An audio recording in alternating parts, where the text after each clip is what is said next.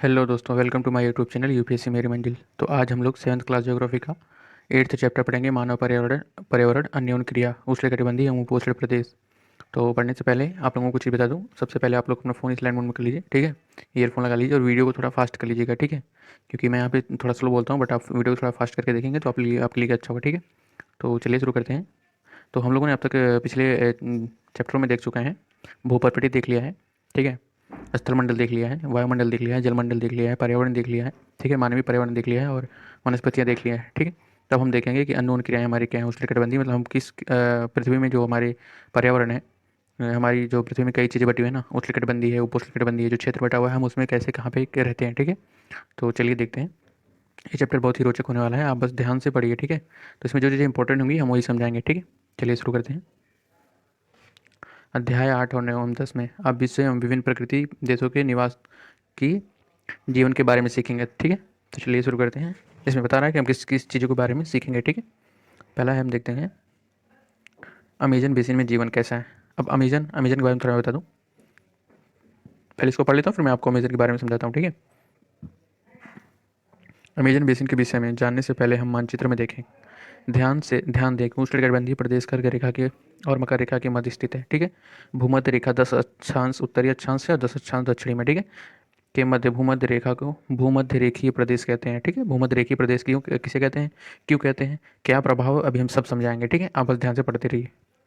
Amazon नदी इस प्रदेश से होकर बहती है। ध्यान दें कि यह पश्चिमी पर्वतों से निकल कर पूर्व में मध्य आंध्र महासागर में कैसे पहुंचती है। अब देखिए, हम कुछ चीज़ें आप लोगों को बता दें। पहले तो ये हमारी पृथ्वी है, ठीक है। ये उत्तरी अक्षांश है, ये दक्षिणी अक्षांश है। ये बीचों बीच 0 डिग्री पे मारा जाता है भूमध्य रेखा। अब यहाँ से 10 डिग्री अक्षांश, ठीक है। ये है 10 डिग्री अक्षांश मान लीजिए उत्तरी और 10 डिग्री मान लीजिए दक्षिणी, ठीक है। इसे क्या कहते हैं, भूमध्य रेखीय, ठीक है। इस क्षेत्र को कहते हैं भूमध्य रेखीय क्षेत्र, ठीक है। ये है कर्क रेखा, ये है मकर रेखा।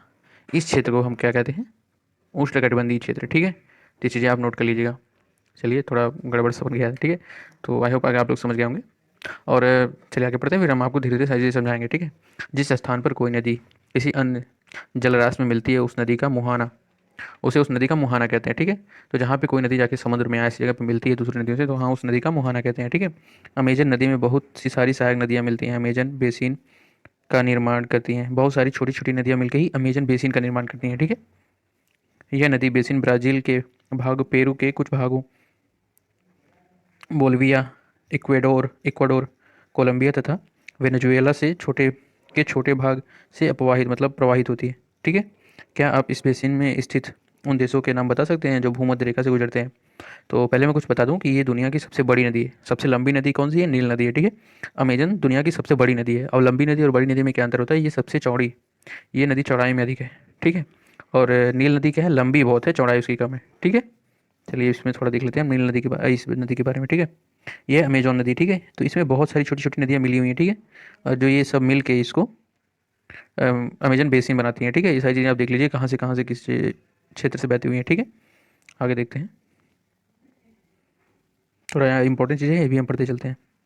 जब स्पेन के अन्वेष अन्वेषकों अन्वेषकों ने इस नदी की खोज की, तब सिर पर सुरक्षा कवच एवं घास के स्कर्ट पहने हुए स्थानीय आदिवासियों ने उन पर आक्रमण कर दिया। इन आक्रमणकारियों ने उन्हें प्राचीन रोमन साम्राज्य के अमेजोस नामक महिला योद्धाओं के आक्रमण समूह की याद दिला दी, ठीक है। तो वहाँ पे मतलब आदिवासी रहते थे, ठीक है। चलिए हम आगे देखते हैं, पढ़ते हैं। अब देखते हैं उसके बाद जलवायु। जलवायु क्या है, किसे कहते हैं, ठीक है। तो अमेजन बेसिन के बारे में हमने समझा दिया। आई होप आप समझ गए होंगे अच्छे से। अगर कोई क्वेश्चन होगा तो आप कमेंट बॉक्स में पूछ सकते हैं, ठीक है। चलिए अब हम देखते हैं जलवायु के बारे में। आप लोगों को जरूरी नहीं है कि ज्योग्राफी से भी कोई क्वेश्चन हो। आप किसी भी सब्जेक्ट का कोई भी टॉपिक अगर पढ़ना भी चाहते हैं कि ये टॉपिक सर पढ़ा दीजिए, तो आप मुझे कमेंट में बताइए। मैं उसको अच्छे तरीके से डिफाइन करके आपको अच्छे तरीके से पढ़ाऊंगा, ठीक है। अभी फिलहाल मैं एनसीईआरटी कंप्लीट करूँगा 6 to 12 तक की, ठीक है। ज्योग्राफी, उसके बाद हिस्ट्री, भी पॉलिटी, सारी सब्जेक्ट। तो पढ़ते हैं हम जलवायु, ठीक है। जैसा कि अब आप जानते हैं कि अमेजन बेसिन भूमध्य रेखा के आसपास फैला हुआ है, ठीक है। तो मतलब वो भूमध्य रेखा के आसपास ही है चारों तरफ से, ठीक है। और पूरे वर्ष यहाँ गर्मी एवं नम जलवायु रहती है। क्योंकि अब जलवायु भी बताएंगे अभी हम भूमध्य रेखा पे, ठीक है। यहाँ का मौसम दिन एवं रात दोनों ही समय में लगभग समान रूप से गर्म एवं आर्द्र होता है, ठीक है। तथा शरीर में चिपचिपाहट महसूस होती है। इस प्रदेश में लगभग प्रतिदिन वर्षा होती है, और वह भी बिना किसी चेतावनी के, ठीक है। तो हमारे यहाँ मानसून की चेतावनी मिल जाती है, बट यहाँ पे कोई चेतावनी नहीं मिलती। अभी क्यों नहीं मिलती, वो भी हम समझाएंगे आप लोगों को अच्छी तरीके से। दिन का तापमान उच्च, आर्द्रता उच्च होता है। रात के समय तापमान कम हो जाता है, लेकिन आर्द्रता वैसी बनी रहती है। अब आर्द्रता क्यों बनी रहती है, ये भी चीज़ आप समझ लीजिए अच्छे तरीके से। ये हमारा है पृथ्वी, ठीक है, और ये है भूमध्य रेखा। इसके 10 अक्षांश उत्तरीय, 10 अक्षांश दक्षिणी, समझिए कि कैसा तापमान होता है, ठीक है। क्या है कि कर्क रेखा और मकर रेखा के बीच में ही सूर्य रहता है। ये रेखाएं आप याद कर देख लीजिएगा, कर्क रेखा, ठीक है, कर्क रेखा, और ये मकर रेखा है, ठीक है। और क्या है कि सूर्य यहीं से इन दोनों के बीच में टहलता रहता है, ठीक है। अब होता क्या है कि सूर्य अगर यहाँ पे रहे या सूर्य यहाँ पे रहे, तब भी प्रकाश हमेशा इस पे पड़ता रहता है, क्योंकि सूर्य छोटा सा तो है नहीं। यहाँ पे भी प्रकाश पड़ता है और यहाँ पे भी प्रकाश पड़ता है, ठीक है। तो मतलब पूरे 365 दिन यहाँ पे हमेशा प्रकाश पड़ता रहता है। और क्या है कि मतलब दिन में 12 घंटे यहाँ पे प्रकाश पड़ता रहता है। अब होता क्या है कि दिन के आधे टाइम तो ये प्रकाश के कारण वाष्पीकरण होता है, ठीक है। जैसे जैसे शाम ढलने लगती है, वैसे वैसे जो ऊपर के वाष्पीकरण जो हवाएं होती है वो ठंडी हो जाती हैं, और जैसे जैसे शाम ढलती है वैसे वैसे बारिश होना शुरू हो जाता है। तो लगभग दिन के 1 बजे तक तो यहाँ पे वाष्पीकरण होता है। फिर 2 बजे से यहाँ पे बारिश शुरू हो जाती है, और बस इसी क्षेत्रों में बारिश होती है, 10 डिग्री उत्तरी, 10 डिग्री दक्षिणी अक्षांश पे, ठीक है। आई होप कि आप लोग समझ गए होंगे। आगे देखते हैं।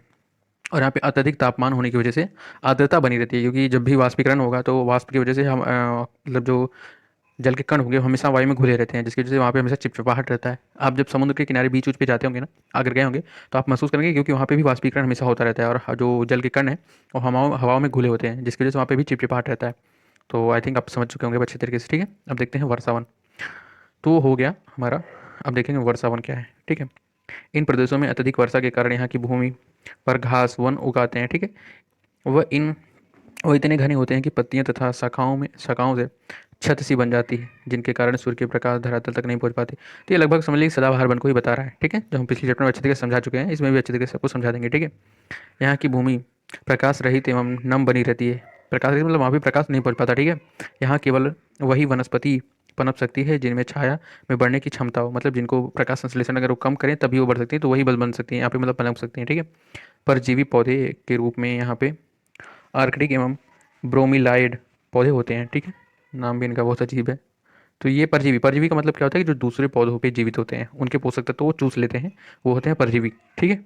अब देखते हैं वर्षन वर्षावन में प्राणी जात की प्रचुरता होती है, ठीक है।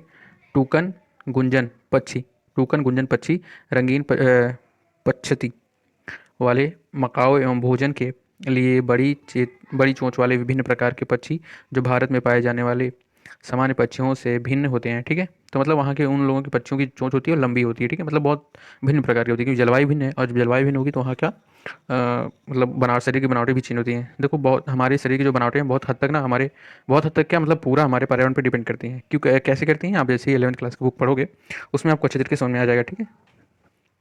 चलिए देखते हैं आगे। यहाँ पाए जाते हैं प्राणियों में बंदर, स्थल एवं चींटी खाने वाले टैपीर भी यहाँ पे पाए जाते हैं। सांप एवं सरीसृप की देखिए बता रहा है कि कहाँ पे कैसी जलवायु में कौन कौन से जानवर मिलते हैं, वो भी आप नोट करते चलेगा, ठीक है। विभिन्न प्रजातियाँ भी पाई जाती हैं, भी इन वनों में पाई जाती हैं, ठीक है। मगर सांप, अजगर तथा एनाकोंडा एवं बोआ कुछ ऐसे भी प्रजातियाँ हैं, ठीक है। इसके अतिरिक्त हजारों की,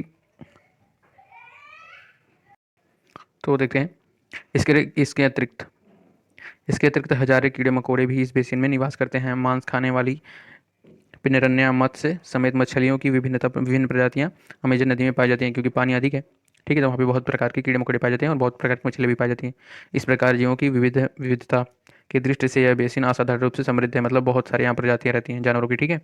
चूँकि यहाँ पे जानवरों के लिए जो पर्यावरण है प्रचुर मात्रा में, ठीक है। अब देखेंगे हम वर्षन के मतलब वर्षा वन के निवास। अब वहाँ वर्षा वन में लोग रहते कैसे हैं, ठीक है, वहाँ के लोग क्या करते हैं, कैसे रहते हैं।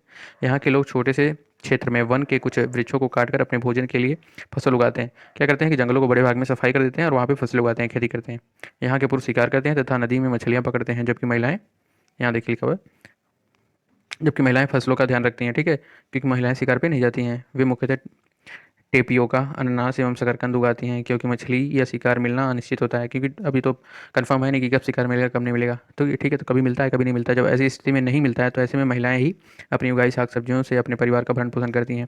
वे वे कर्तन एवं दहन कृषि पद्धति करते हैं। अब कर्तन क्या होता है और दहन कृषि क्या होता है कि वो बड़े भागों में आग लगा देते हैं, जिसकी वजह से वहाँ पे जो पेड़ पौधे हैं छोटे जल जाते हैं और वो राख जो है मिट्टी में मिल जाती है तो उपजाऊ हो जाती है। ठीक है, कर्तन क्या कहते हैं, बहुत सारे क्षेत्रों में पौधों को काट के वहाँ पे कृषि करते हैं। ठीक है, प्रयोग करते हैं। ये चीज़ें आप नोट कर लीजिएगा। ठीक है, इनका मुख्य आहार मेनियोक है। ठीक है, मेनियोक क्या है पता नहीं, जिसका जिसे कसावा भी कहते हैं। ठीक है, तथा यह आलू की तरह जमीन के अंदर पैदा होता है। ये चींटियों की रानी एवं अंडकोश भी खाते हैं। ठीक है तो ये अंडे चींटियों का भी और अंडकोश भी खाते हैं। काफ़ी मक्का एवं कोक जैसी नकदी फसल भी यहाँ उगाई जाती है। ठीक है, तो मक्का और नकदी फसल, यहाँ पे फसल कौन कौन सी है, मक्का और नकदी की फसल। तो ये चीज़ें हम जो इंपॉर्टेंट डाटा है ये आप नोट कर लीजिए, ये चीज़ें मिलती नहीं है कहीं पे। ठीक है, तो इसमें मिल रही है तो आप नोट कर लीजिए, क्योंकि रेफरेंस बुक में ये चीज़ें इतनी अच्छे से नहीं डिफाइन की गई हैं। ठीक है, वर्षन वर्षावन अत्यधिक मात्रा में घरों के लिए लकड़ी प्रदान करता है। कुछ परिवार मधुमक्खी के छत्ते के आकार वाले छत के घरों में रहते हैं, जबकि कुछ लोग मलोका कहे जाने वाले बड़े अपार्टमेंट जैसे घरों में रहते हैं। ठीक है, जिसकी छत तीव्र ढाल वाली होती है, क्योंकि बारिश अधिक होती है जिसकी वजह से छतें तीव्र ढाल वाली होती हैं। ठीक है, आगे देखते हैं। अमेजन बेसिन के लोगों का जीवन धीरे धीरे बदल रहा है। पुराने समय में वन के अंदर पहुंचने के लिए नदी मार्ग की एकमात्र उपाय था, जबकि 1970 में ट्रांस अमेजन महामार्ग बनाने से वर्षा वन के सभी भागों तक पहुंचना संभव हो गया है। अनेक स्थानों पर पहुंचने के लिए हवाई जहाज़ों तथा हेलीकॉप्टरों का उपयोग किया जाता है। ठीक है, मतलब अब अंदर घुसना आसान हो चुका है। इस प्रक्रिया के फलस्वरूप वहाँ के मूल आबादी को उस क्षेत्र से उस क्षेत्र से बाहर निकलकर नए क्षेत्रों में बसना पड़ा, जहाँ वे अपने पौराणिक तरीकों से खेती कर रहे हैं। ठीक है, विकास की गतिविधियों के कारण जैविक विविधता वाले वर्षावन धीरे धीरे नष्ट हो रहे हैं। ऐसा अनुमान है कि प्रतिवर्ष अमेजन बेसिन में वर्षावन का बड़ा भाग लुप्त होता जा रहा है। ठीक है, मतलब कटाई भी होती जा रही है बहुत बड़े भाग से, मतलब बहुत अधिक। ठीक है, आप देख सकते हैं कि वर्षावन लुप्त होते जा रहे हैं, व्यापक प्रभाव होते हैं। वर्षावन के कारण मिट्टी की उपज ऊपरी परत बह जाती है एवं घास व वन बंजर भूमि बन जाता है। ठीक है, तो आप लोगों ने सुना होगा कि कभी कभी ना कभी कि राजस्थान में पहले बहुत बड़े जंगल होते थे। ठीक है, मतलब पूरा राजस्थान जंगलों से मतलब घिरा हुआ था। तो आज क्या हुआ कि सारे जंगल गायब हो गए। तो कहीं ना कहीं यही गलतियां हमने राजस्थान में भी की होंगी बहुत साल पहले, ऐसा अनुमान लगाया जाता है कि जिसकी वजह से वो ऊपरी परत हट गई मृदा की, और वहाँ धीरे धीरे जब पेड़ कट गए तो आप लोगों को पता है कि पेड़ों की वजह से ही बारिश होती है, तो बारिश होनी बंद हो गई। ठीक है, जिसकी वजह से वहाँ का तापमान बढ़ गया और वो सारे रेत हो गए। ठीक है, आप देखते हैं ये थोड़ा ये इंपॉर्टेंट चीज़ें होती है जो साइड में लिखी होती है, क्या आप जानते हैं। ठीक है, तो इसको भी हम लोग देख लेते हैं। कर्तन एवं दहन की पद्धति में किसान पहले वृक्षों एवं झाड़ियों को काट कर भूमि साफ कर देते हैं, फिर इससे इनको जलाया जाता है, जिससे पोषक तत्व मिट्टी में मिल जाते हैं। इससे साफ भूमि पर कुछ वर्षों तक फसल पैदा की जाती है। जमीन के इस टुकड़े के बार बार प्रयोग से मिट्टी के पोषक तत्व भी के अभाव हो जाते हैं, इसलिए इस टुकड़े को छोड़ दिया जाता है। इसके बाद फसल उगाने के लिए किसी दूसरे स्थान को किया जाता है। इस बीच पुराने खेतों में छोटे छोटे वृक्ष उगाते हैं। इस प्रकार की मिट्टियाँ पुनः उपजाऊ बन जाती हैं। अब लोग इन भूमियों को टुकड़े को पुनः जोत सकते हैं। ठीक है, मतलब क्या करते हैं कि पहले तो उसमें फसल उगाते हैं कुछ टाइम तक, फिर जब उसके पोषक तत्व खत्म हो जाते हैं तो उसे छोड़ देते हैं, कहीं और चले जाते हैं। फिर क्या होता है, कुछ सालों बाद वो मिट्टी में पोषक तत्व फिर से आ जाते हैं। ठीक है, तो हमने देख लिया। अब हम देखेंगे कि गंगा ब्रह्मपुत्र बेसिन में जीवन। तो अब हम थोड़ा आप लोगों को समझाते हैं यहाँ पे एक्स्ट्रा चीज़ें। ठीक है, क्लास थोड़ी लंबी होगी, बट ये है कि आप ध्यान से पढ़ेगा, क्योंकि ये चैप्टर बहुत इंपॉर्टेंट है। ठीक है, तो मैं टाइम नहीं देखता, मैं सोचता हूँ कि आप लोगों को कितने अच्छे तरीके से मैं समझा सकूँ। ठीक है, ये उत्तरी ध्रुव है, ये दक्षिणी ध्रुव है। अब ये समझ लिए कि हमारा भूमध्य रेखा है। ठीक है, ये 10 अक्षांश पे हम लोगों ने देख लिया।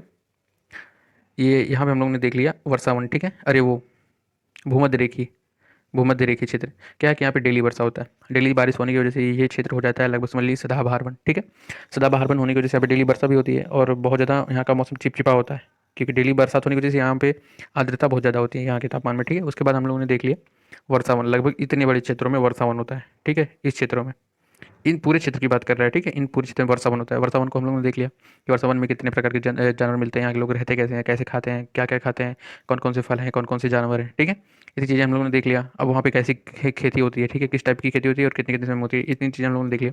अब हम लोग देखेंगे इस क्षेत्र के बारे में, इस क्षेत्र के बारे में जानेंगे, इस क्षेत्र के। ठीक है, चलिए शुरू करते हैं यहाँ से और यहाँ के बीच में भी। ठीक है, ये चीज़ों के बारे में जानेंगे, तो आप लोग ध्यान से पढ़िएगा। ठीक है, तो पहले हम लोग देखेंगे अपने अपने यहाँ गंगा ब्रह्मपुत्र बेसिन का जीवन। ठीक है, तो ये बता रहा है खासकर हमारे उत्तर भाग को। ठीक है, भारत के उत्तर भाग को गंगा तथा ब्रह्मपुत्र की सहायक नदियाँ मिलकर भारत की उपमहाद्वीपों में गंगा ब्रह्मपुत्र बेसिन का निर्माण करती हैं। जैसे कि हमारा उत्तर प्रदेश बिहार हो गया। ठीक है, यह बेसिन उपोष्ण में लगभग 10 अंश उत्तर से लगभग 30 अंश अक्षांश तक के मध्य स्थित है। ठीक है, तो हमारा लगभग वही कि ये मध्य प्रदेश से लगभग स्टार्ट होता है। ठीक है, आगे देखते हैं।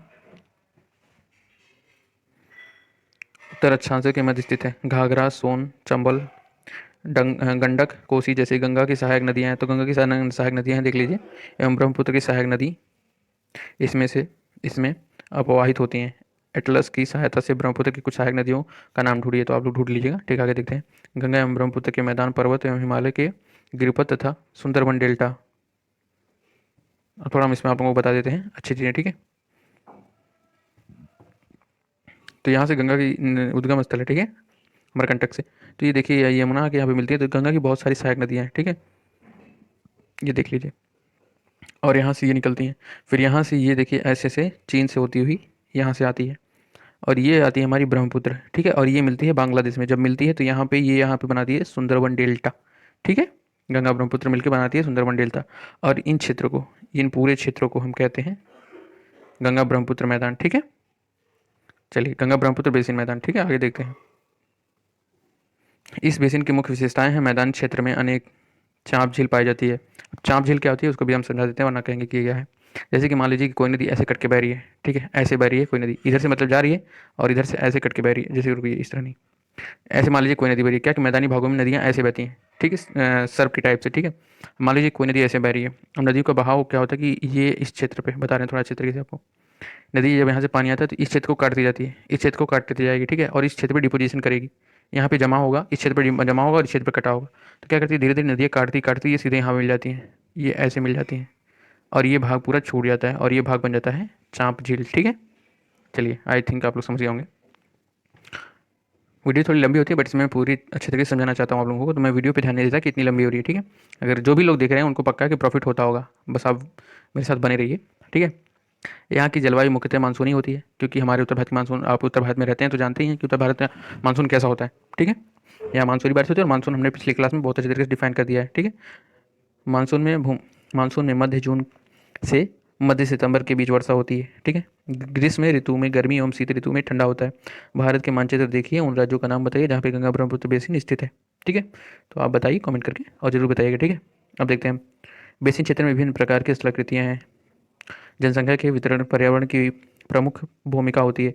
तीव्र ढाल वाले परिवर्तीय पर्वतीय क्षेत्र बसने के लिए प्रतिकूल है। ठीक है, पर्वतों पे देखिए तीव्र ढाल होता है, वहाँ पे रहना तो मुश्किल होता है, पर मैदानी भाग बहुत ही समतल होता है, जहाँ पे रहना बहुत ही आसान होता है, वहाँ पे बहुत सारी चीज़ें सुविधाएं आसानी से मिल जाती हैं। ठीक है, अतः गंगा ब्रह्मपुत्र बेसिन पर्वतीय क्षेत्रों के कम कम लोग मतलब पर्वतीय क्षेत्रों पे कम लोग रहते हैं। ठीक है, गंगा ब्रह्मपुत्र बेसिन के पर्वतीय क्षेत्रों में कम लोग रहते हैं। मानव प्रवास के लिए मैदानी क्षेत्र सबसे उपयुक्त है, क्योंकि ये समतल है, यहाँ पे अच्छी भूमि है, अच्छी खेती है। ठीक है, अतः यहाँ जनसंख्या घनत्व अधिक है, क्योंकि यहाँ पे अच्छी खेती मिलती है, अच्छी उपजाऊ मिट्टी है। ठीक है, यहाँ की मिट्टी उपजाऊ है। जिन स्थानों पर फसलें उगाने के लिए समतल भूमि उपलब्ध है, वहाँ के लोग मुख्य मुख्य व्यवसाय कृषि है। तो हमारे यहाँ का मुख्य व्यवसाय कृषि है। ठीक है, तो ये सब जानते हैं। धान यहाँ का मुख्य फसल है। ठीक है, चूँकि धान की खेती के लिए पर्याप्त जल की आवश्यकता होती है, यह उसी क्षेत्र में उगता है जहाँ पर अधिक वर्षा होती है। यहाँ उगाई जाने वाली अन्य फसलें गेहूँ, मक्का, ज्वार एवं चना, बाजरा है, गन्ना एवं जूट है, जैसी जैसी नगदी फसलें भी उगाई जाती हैं। अब हमारे यहाँ क्या है कि लगभग सभी मौसम मिल जाता है, चारों मौसम मिल जाता है। ठीक है,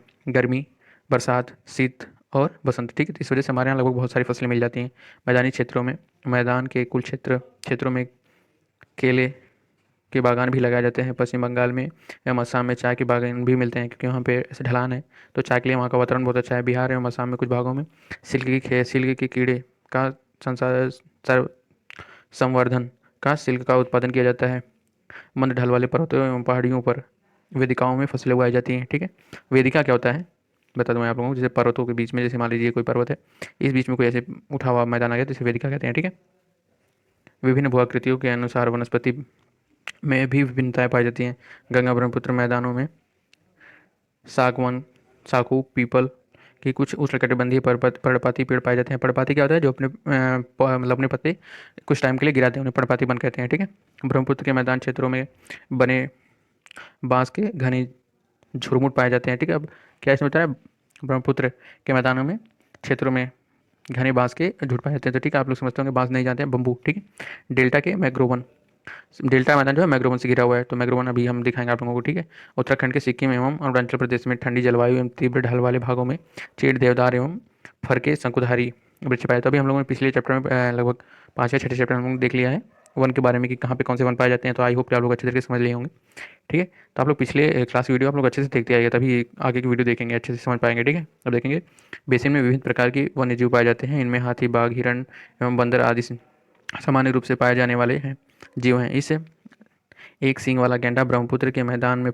पाया जाता है, ठीक है। डेल्टा क्षेत्र में बंगाल टाइगर एवं मगर पाए जाते हैं, ठीक है। नदी के साफ झील जल एवं बंगाल की खाड़ी में प्रचुर मात्रा में जलीय जीव पाए जाते हैं, ठीक है। थोड़ा पानी पी लूँ यार, बहुत प्यास लगी हुई है। सॉरी, क्या है ना कि लगातार बोलते बोलते ना थोड़ा बोलने में थोड़ी दिक्कत होने लगती है, बट ठीक है। अब आगे देखते हैं। रोहू, कतला एवं हिलासा मछलियों की सबसे लोकप्रिय प्रजातियां हैं, ठीक है। मछली एवं चावल इस क्षेत्र में रहने वाले लोगों की प्रमुख आहार है। अब देखो साउथ में क्या है कि वहाँ पे बारिश बहुत ज़्यादा होती है। बारिश क्यों ज़्यादा होती है कि मानसून की वजह से। और मानसून क्या होता है, मानसून हमारे यहाँ पश्चिम से आता है, अरे सॉरी साउथ से आता है, ठीक है। साउथ से आने की वजह से वहीं पे सबसे पहली बारिश वहीं पे केरला कर्नाटक तमिलनाडु में ही हो जाती है, ठीक है। और जिसकी वजह से वहाँ पे बारिश ज़्यादा होने की वजह से वहाँ पे पानी और आर्द्र मौसम बहुत ज़्यादा होता है, जिसकी वजह से मछलियाँ भी बहुत ज़्यादा मिलती हैं। और जहाँ पे जो चीज़ें ज़्यादा मिलती हैं वहाँ का मुख्य आहार वही होता है। जैसे हमारे यहाँ चावल ज़्यादा होता है, तो हमारे यहाँ चावल मुख्य आहार है, ठीक है। अब देख लेते हैं हम ठीक कुछ यहाँ पे इंपॉर्टेंट चीज़ है। वेदिकाओं का निर्माण खड़ी ढलानों पर समतल सतह बना खड़ी ढलानों पर समतल सतह बना कर कृषि करने के लिए होता है। ढलान को इसलिए हटाया जाता है कि जल का प्रवाह तीव्र ना हो। अब देखो हमने बताया ना कि कहीं ऐसे मान लो कोई पर्वत है और यहाँ पे ऐसी कुछ वही ऐसे ऊंची समतल जगह, ठीक है, जिसे वेदिका कहते हैं। अब यहाँ पे ऐसी ढलान को अगर मान लीजिए यहाँ पे अगर कोई ढलान तो उसको काट के हम ऐसे बना लेते हैं, मतलब ऐसे, ठीक है, इस टाइप पे, ताकि यहाँ पे अच्छे से खेती हो पाए। आगे देखते हैं यहाँ से, ठीक है। वो चीज़ आप जो है छोटी छोटी आर्टिकल में वो आप पढ़ लीजिएगा, ठीक है। गंगा, कहाँ गया ये मेरा कर्सर। हम्म, गंगा ब्रह्मपुत्र के मैदानों में कई बड़े शहर एवं कस्बे स्थित हैं। इलाहाबाद, कानपुर, वाराणसी, लखनऊ, पटना, कोलकाता जैसे 10 लाख से अधिक आबादी वाले शहर गंगा नदी के तट पर स्थित हैं। तो 10 लाख क्या, हमारे इलाहाबाद में लगभग 60 लाख तो बच्चे ही हैं, ठीक है। इन शहरों तथा यहाँ स्थित उद्योग का गंदा पानी बहकर नदी में ही जाता है, ठीक है। तो हमारे यहाँ गंगा नदी है, हम प्रयागराज में रहते हैं, तो यहाँ की स्थिति बहुत मतलब हमारे लिए दयनीय है, ठीक है। और यहाँ पे बच्चों की तो संख्या बहुत ही ज़्यादा है, तो इसमें 10 ही लाख दिया है, पर हमारे यहाँ तो 60 लाख बच्चे रहते हैं और यहाँ की जनसंख्या तो बहुत ज़्यादा है। बेसिन में यातायात के सुविकसित तंत्र उपस्थित हैं बेसिन में, ठीक है। आप देख सकते हैं कि गंगा ब्रह्मपुत्र बेसिन में यातायात के चार चार मार्ग सुविकसित हैं। मैदानी इलाकों में लोग सड़क मार्ग एवं रेल मार्ग के द्वारा एक स्थान से दूसरे स्थान तक जाते हैं। नदी के तटीय क्षेत्रों में जलमार्ग यातायात का प्रभावशाली माध्यम है। कोलकाता हुगली नदी पर स्थित एक महत्वपूर्ण पत्तन है। मैदानी क्षेत्रों में कई बड़े हवाई पत्तन भी स्थित हैं, ठीक है। हमारे यहाँ तो हवाई जहाज, जल मार्ग और स्थल मार्ग, रेल मार्ग सारी चीज़ें उपस्थित हैं, ठीक है। तो इन सब के बारे में तुम पिछले चैप्टर में पढ़ चुके हैं, ठीक है। आगे देखते हैं। पर्यटन इस बेसिन के एक महत्वपूर्ण क्रिया है। आगरा की यमुना के किनारे स्थित ताजमहल, इलाहाबाद में गंगा एवं यमुना नदी का संगम, उत्तर प्रदेश एवं बिहार में बौद्ध स्तूप, लखनऊ का इमामबाड़ा, असम के काजीरंगा एवं मानस वन्य प्राणी अभवन, ठीक है। सॉरी सॉरी थोड़ा ऊपर चला गया था सर, ठीक है। कहाँ गया। अभवन तथा अरुणाचल प्रदेश की विशिष्ट जनजातियाँ संस्कृति जैसे कई दर्शनीय स्थल भी हैं, ठीक है। तो ये बता रहा है कि दर्शनीय स्थल भी हमारे यहाँ कितने हैं, ठीक है। तो ये चैप्टर समाप्त हो रहा है। तो आई होप कि आप लोगों की चीज़ें पसंद आई हो, और अगर ये चीज़ आपको पसंद आती है तो प्लीज़ लाइक से सब्सक्राइब करें। और अगर आप कोई अच्छी मतलब अलग से कोई टॉपिक पढ़ना चाहते हैं तो प्लीज़ कमेंट में बताइए, हम टॉपिक अलग से भी पढ़ाएंगे और पूरी कोशिश करेंगे कि आपको अच्छी तरह समझाएं। देखिए हम टाइम ना देखते हुए आप लोगों को सोचते हैं कि कितनी अच्छी चीज़ें अलग से हम बता सकें, ठीक है। तो आज के चैप्टर हम लोगों ने क्या क्या पढ़ा है, एक बार आप लोगों को फिर से हम समझा देते हैं, रिवीजन कर देते हैं, ठीक है। ये उत्तरी ध्रुव है, ये दक्षिणी ध्रुव है, ये भूमध्य रेखा है। तो पहले हमने देखा इसके 10 अक्षांश उत्तरी, 10 अक्षांश दक्षिणी पे क्या माहौल है, ठीक है। तो यहाँ पे क्या है कि यहाँ पे बारिश बहुत ज़्यादा होती है, लगभग प्रतिदिन बारिश होती है, क्योंकि यहाँ पे हमेशा प्रकाश, सूर्य का प्रकाश उपस्थित होता है, ठीक है। उसके बाद हम लोगों ने क्या देखा, वर्षावन क्षेत्र है, लगभग ये इसी क्षेत्र की बात कर रहा है, ठीक है, इसी क्षेत्र की बात कर रहा है। तो उसमें 5 अंश और जोड़ दीजिए, ठीक है। तो यहाँ पे लगभग क्या है कि सदाबहार बने, क्योंकि अत्यधिक वर्षा और अत्यधिक उमस के कारण यहाँ पे सूर्य की किरणें जमीन पर नहीं जा पाती हैं, जिसकी वजह से यहाँ पे बहुत सारे घने वन हैं, ठीक है। और यहाँ पे लोग रहते कैसे हैं, कि यहाँ पे मुख्य पहले तो पुरुष हैं जो वो शिकार करते हैं, उसके बाद महिलाएं क्या है घर पे खेती करती हैं, और कभी कभी शिकार नहीं मिलता है तो महिलाएं घर का मतलब खर्चा देखती हैं, ठीक है।